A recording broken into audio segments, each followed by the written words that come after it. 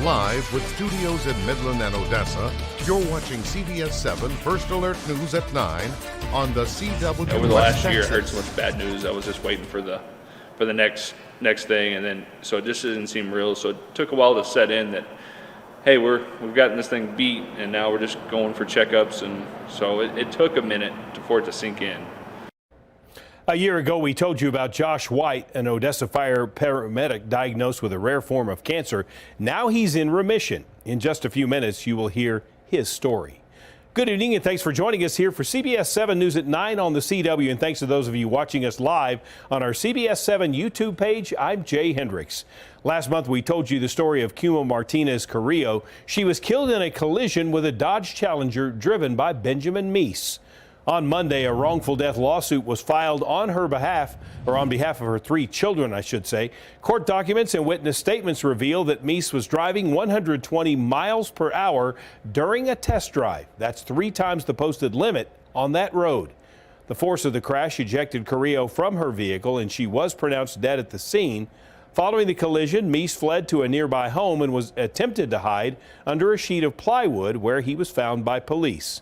His driving record includes 3 charges of driving recklessly, unauthorized use of a vehicle, failing to control speed, and operating an ATV on a public road, among others. Along with Meese, the lawsuit names Kenneth Salas, a car salesman who was in the passenger seat during the test drive, and All-American Chrysler Dodge Jeep Ram of Odessa as defendants. What our case is about is that a reckless driver was allowed to get behind the wheel of an incredibly powerful sports car, drive completely recklessly, and end up killing our client. Along with Meese, the lawsuit, as we said, names Kenneth Salas, the car salesman, he was the passenger, and All-American Chrysler Jeep Dodge of Odessa as defendants. Now, the family is seeking damages for court costs, funeral expenses, loss of income, loss of companionship, and mental anguish on behalf of Carrillo's daughter, who drove past the scene shortly after the crash. The mental anguish and the impact that that's had, completely unaware of what was happening, driving on a road and seeing a person dead on the side of the road and realizing that person is your mother. We did reach out to lawyers representing the defendants, who said there was no comment at this time. Now, as the case progresses and the family pursues justice for their tragic loss, we will keep you up to date on any new developments. Continuing to track crime now, Odessa police asking for your help. On July 1st, a burglary happened at the Fun Wash on South Grand Avenue. The 2 subjects you see there made forced entry and burglarized the business. You see them leaving the business. Anyone who recognizes these men in the surveillance video should contact Detective A. Reyes or Odessa Crime Stoppers. Wednesday, Midland County Sheriff's officers arrested this man, 42-year-old Andy Anderson, for falsely identifying himself as a peace officer, fraudulent use of possession of identifying information, and theft of a firearm. According to an arrest affidavit, a search warrant in August of 2023 found a handgun, 2 Texas driver's licenses, and an Odessa Police Department badge, among other items, in Anderson's storage unit. The gun and driver's licenses were stolen in 2 different burglaries, and the Odessa Police Department says there is no record of the badge being assigned to anyone. Anderson claims the items were left by an individual who stayed on his property, but admitted to knowing that the items were likely stolen and that he did not turn them in. The Ector County Sheriff's Office asking for your help in identifying these 2 people involved in a robbery back on April 26th. According to the Sheriff's Office, 2 white males, shown here in the picture, entered a game room on West 42nd Street with guns and took money and an employee's vehicle. The car was later located in the 9900 block of Riggs. If you know who these 2 men are, you are urged to contact the Ector County Sheriff's Office. Their number 335-3050. Time now to talk your weather forecast on this Friday evening as we get ready for the weekend. What can we expect? Chief Meteorologist Tom Teefer-Teller joins us now with a look. Tom? Well, we are going to be seeing some changes coming up for the weekend forecast, as we're going to see another front late in the weekend. Now, let's take a look at the satellite and radar view this evening. Things have been pretty quiet out there, other than a couple of showers around the Valentine area. High temperatures today across West Texas. We're up there right where they should be, though, this time of the year, into the mid-90s in many locations, all the way up to 90 in Alpine and 95 out at the Midland National Air and Spaceport. We're cooling off to 90 now.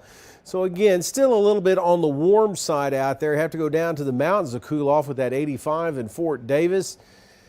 Here's what we are seeing here over the next few days. Again, late tomorrow, we're going to see scattered showers and thunder showers try to form up across the area, about a 20% chance. Then we'll see a little bit of an increase as we'll see more scattered showers, thunder showers first thing Sunday morning. And again, late in the day into early Monday morning, we'll see some of that activity with that front dropping down across the area. And that's going to help cool off temperatures a little bit. So keep that in mind with any outdoor plans you have this weekend. Now to an update on a story we brought you last summer. Josh White is an Odessa fire rescue paramedic who is diagnosed with appendiceal cancer. We are pleased to tell you now he is in remission. A year ago, he ruptured his appendix. When he went to the hospital, he thought it would be a simple procedure to remove the appendix, but instead he was told the doctors found cancer. Over the last year, Josh has traveled back and forth to Houston for treatment. The community rallied around Josh and his family by fundraising money for their medical needs and expenses. It means the world to us that not just the community wanted to help, but fire departments all over the state of Texas wanted to help. Our own fire department wanted to help. It was everybody stepped up just to kind of help get us through this situation. Josh will still have yearly appointments to make sure that the cancer doesn't come back, but now it's certain Josh will be there for his family and all of the firsts for his newborn child. I have too much to lose to give up. I have a great family at home that I take care of, so I want to be there for that. So there was no, I'm going to give up. It's going to be a fight. I'm going to fight every way through. Josh also says he is ready to serve the community again that helped he and his family get back on their feet. Today, the Odessa Police Department Honor Guard had the privilege of attending a funeral today to honor fallen Harris County Deputy Fernando Escueda. He passed away on July 11th after being shot in an ambush attack by a wanted subject.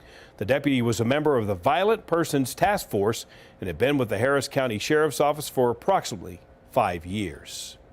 Midland Memorial Hospital has received an honor from the American Heart Association.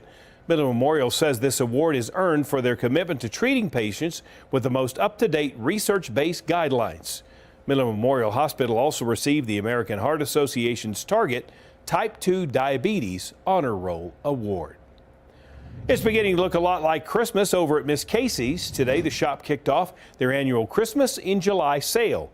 They did an event with snow cones and even Santa Claus was there. The sale was originally started by the old owners when the shop opened, but in February of this year, the shop was taken over by Liz Carter and her team. Carter says it's a tradition they're not getting rid of. This is our 40th year open. Becky and Kathy just started this fabulous legacy, and I'm so excited to carry it on and just hope the community will support us and come shop for Christmas. The sale will run both online and in store until July the 28th. TxDOT and partner police agencies launched a new campaign today called Operation Slowdown. Speeding is the #1 contributing factor in crashes in Texas, leading to nearly 1,500 people killed last year alone.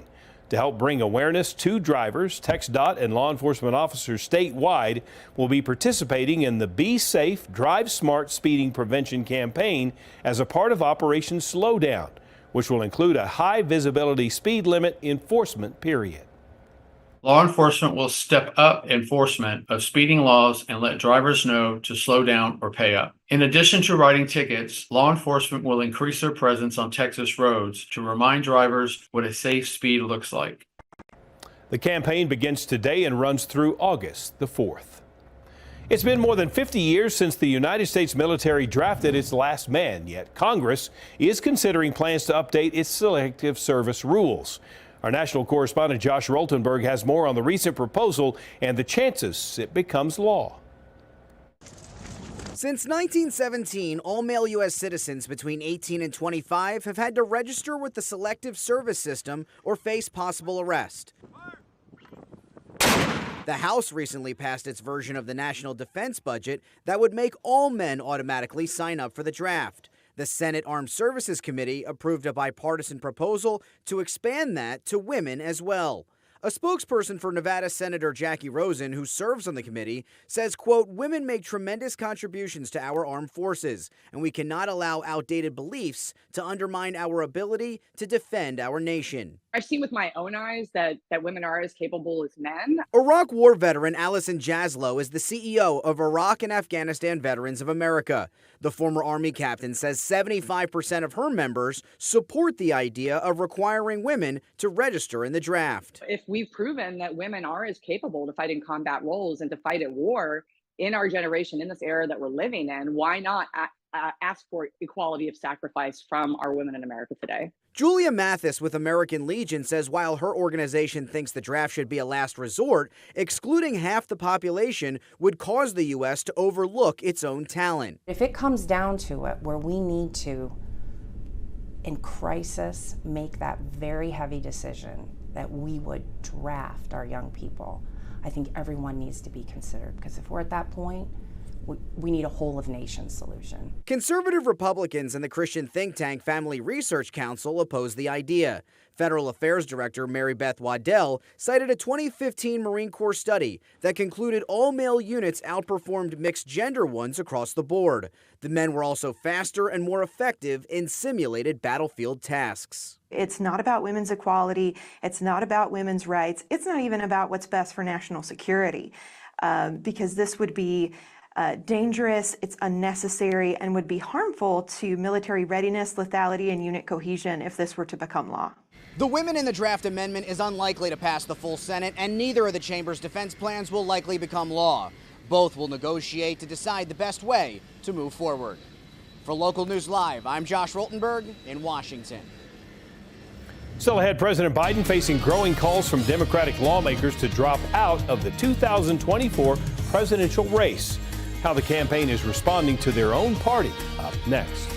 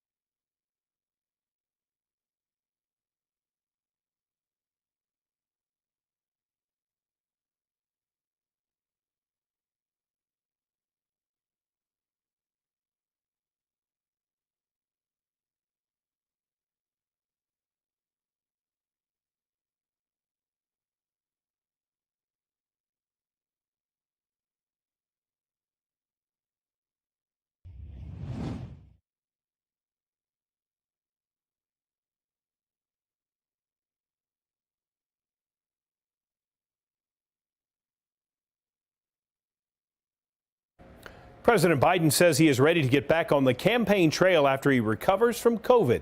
But behind closed doors, it's a different story.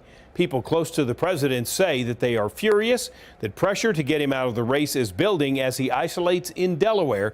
But Biden is taking calls and listening to the increasing number of Democrats, some saying it's time to go. Ed O'Keefe reports. Tonight on the airwaves, pass the torch, Joe. Pass the torch. And more than 30 congressional Democrats are calling for President Biden to step aside, even as his campaign insists he isn't going anywhere.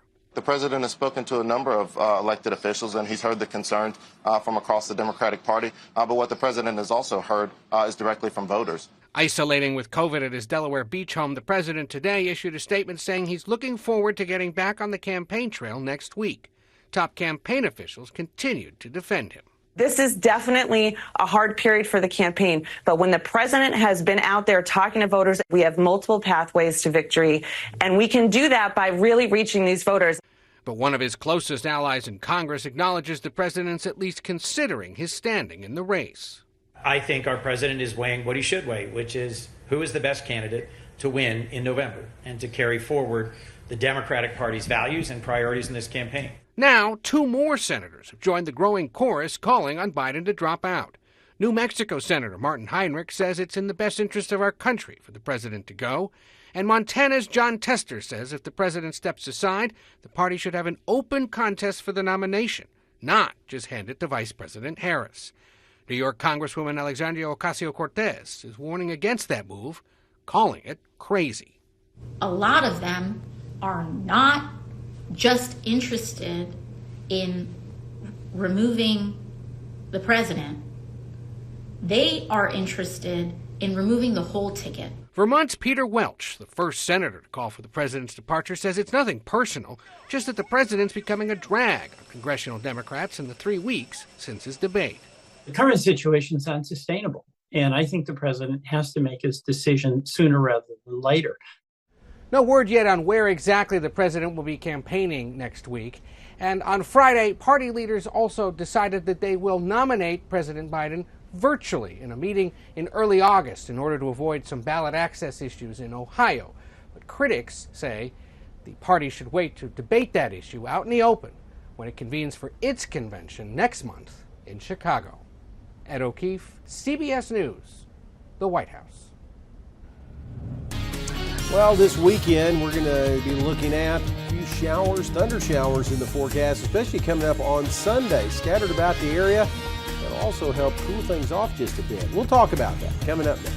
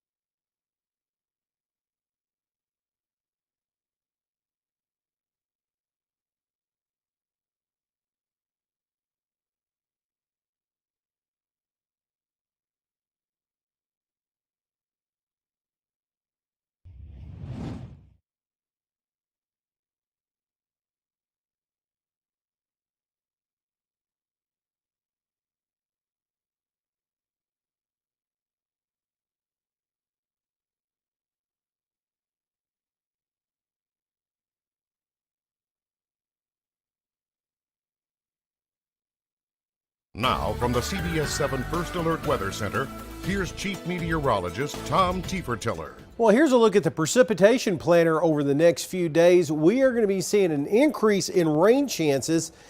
I think late tomorrow into Sunday morning is when we'll have an outflow boundary roll through from thunderstorms in the Texas Panhandle. That could increase rain chance a little bit, but then they'll be up a little bit too late Sunday into Monday as that next cold front starts to roll into the area. Best chances are coming up on Monday with that front to the scattered category. And what that means is we're looking at coverage about 50% or so and pockets of some heavier rain, but not everybody's going to get wet or a good amount of rain out of this. So it's not a widespread heavy rainfall event that we're going to be dealing with here over the next few days. West Texas, again, it's been pretty quiet this afternoon. Had a little activity in the western Davis Mountains, really about it. As we're looking at a quiet but warm evening, still hanging on to the 90s right across Midland, Odessa, Big Spring, Monahans. A little cooler here in the Davis Mountains and Alpine at 83, 88 up towards Andrews at the present time. Now the weather makers showing high pressures moved away a little bit. We're in this northerly flow in the upper levels of the atmosphere, so anytime thunderstorms get going across the plains, and it looks like that's going to increase a little bit, it's going to push an outflow boundary through and make its way into West Texas. So that's the big thing. It's going to increase our rain chances. Also with that next trough rolling across, that's going to swing another front through. That's the best chance of rain coming up on Monday. Across the state of Texas, pretty quiet conditions right now as temperatures were a little on the hot side, but not too bad, except around Del Rio and Laredo. Corpus Christi was up to 100 degrees at one time, then some thunderstorms moved through. Futurecast showing pretty quiet start to your Saturday, and then we'll see some isolated showers, thunderstorms in the afternoon hours and into the early part of the evening trying to move across, and then maybe another round into early Sunday morning. Then that front's going to roll in later on Sunday, and that's going to bring a little bit better chance at rain. Lower 70s on the way overnight tonight. Again, keeping an isolated thunderstorm around, especially north and east of the Pecos River, with temperatures into the mid-90s tomorrow. And then we're going to only be in the upper 80s coming up on Sunday with increasing rain chances by the afternoon into the evening hours. A global computer glitch is still causing ripple effects in air travel and other industries, why the world went offline. Up next.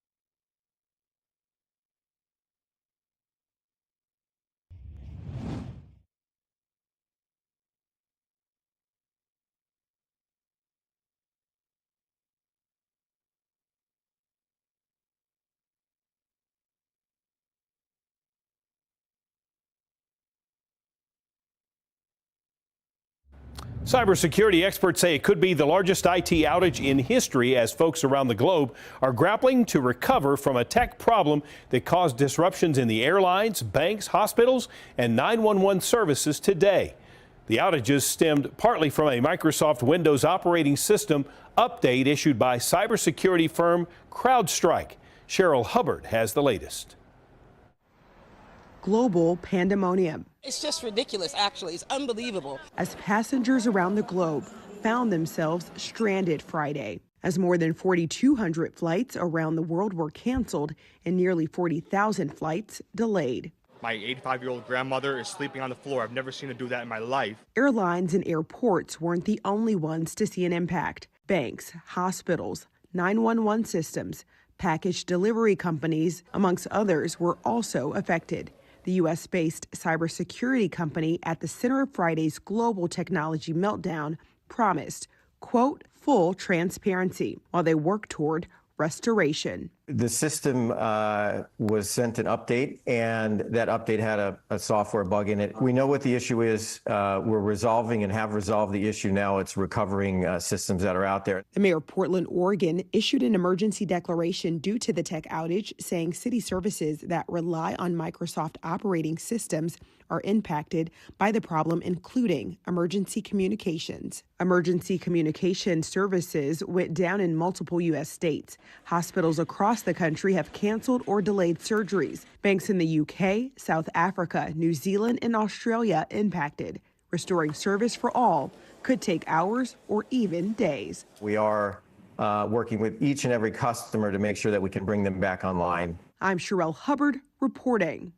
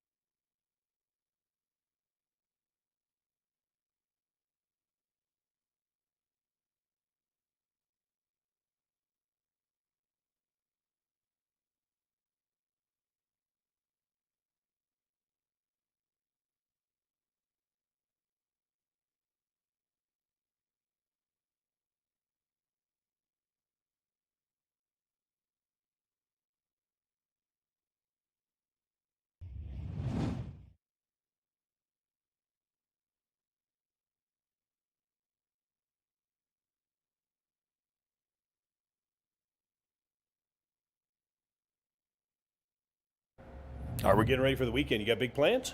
No, I really don't. You don't? Go to sit back and pretty relax? quiet weekend. Maybe get some things done around the house. That sounds good, yeah. Because, you know, we could be dealing with an isolated thunderstorm or two outdoors coming up tomorrow. The better chances ramp up a little bit coming up Sunday morning and again Sunday afternoon as we get ready for that next cool front that's going to roll into the area. And look at those temperatures. Very nice. Upper 80s by the late weekend, 80 degrees with a better chance of rain coming up on Monday. So again, really can't complain about this in July. Lows into the 60s, that's not too bad. No, I'm pretty comfortable waking up next week. And some of these showers could be heavy at times, could be scattered. Yeah, they're going to be scattered about, but there could be some brief heavy downpours, so watch out for that. Yeah, keep it right here. We'll, of course, keep you up to date on anything when it comes to the weather. Thanks for joining us here for CBS 7 News at 9 on the CW. More news coming up tonight at 10.